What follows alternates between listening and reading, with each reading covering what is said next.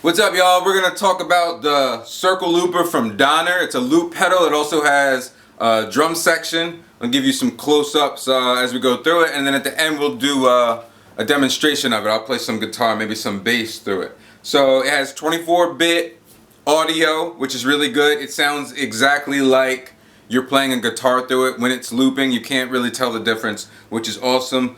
The other awesome part about that is that you could run it through a DAW like Logic or Pro Tools and work with the sound, apply effects like you would a guitar. So if you come up with a loop you like, you can then run that audio to a DAW and then use it in one of your songs, compositions. Let's do a close-up. So first things first, there's no place for a battery, so you will need a 12-volt power supply.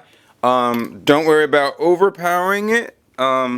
In terms of the amperage supply of your power source, it's 12 volts. Just make sure that you're not underpowering it. Apparently, it could act funny if you don't supply the power that they recommend in the instructions. So basically the way it works, there's two sections.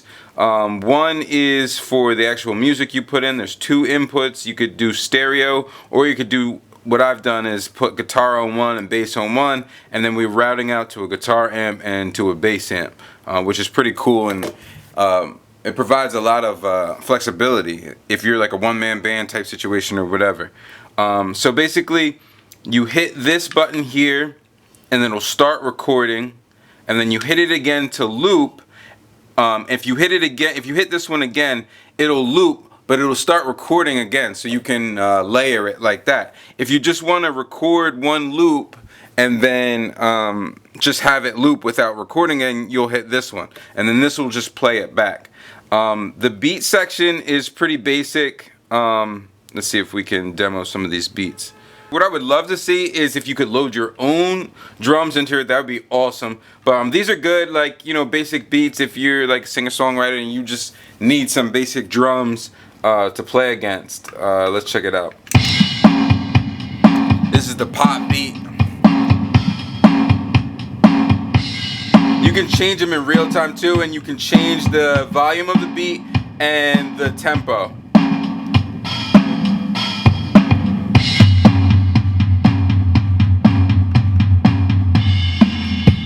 This is the rock stuff. Actually, that one's pretty cool.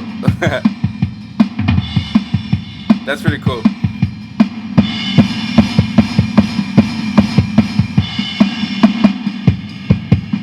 Alright, the rock ones I'm kind of feeling more.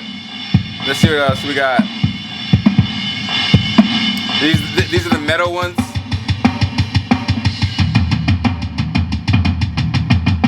I can see that working like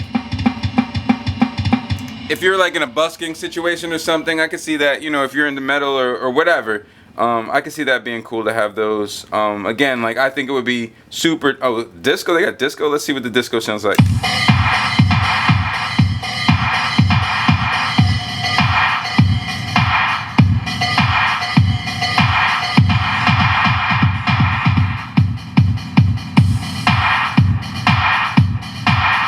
I think that's more like techno than disco, but to each their own. Here's funk. Let's see what the funk sounds like.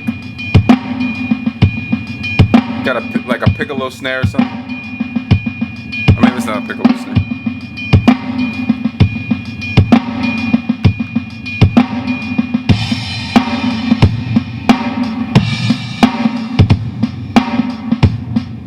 We got some blues, drums.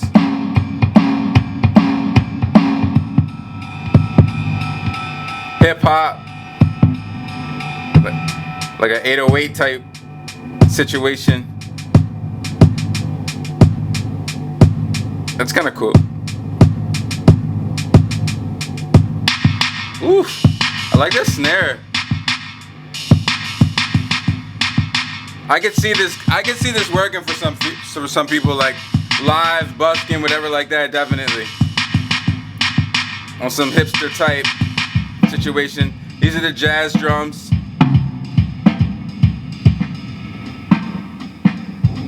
Okay.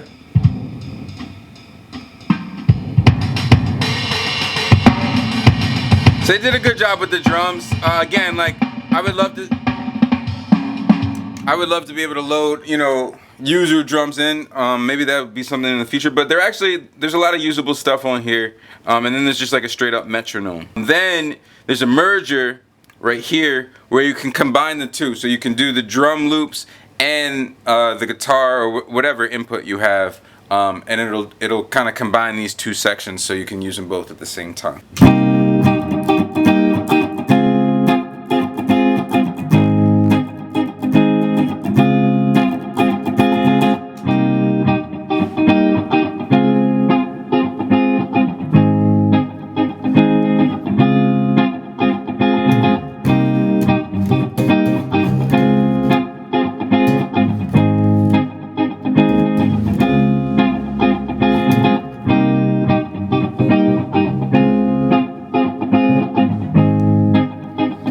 Drums on it.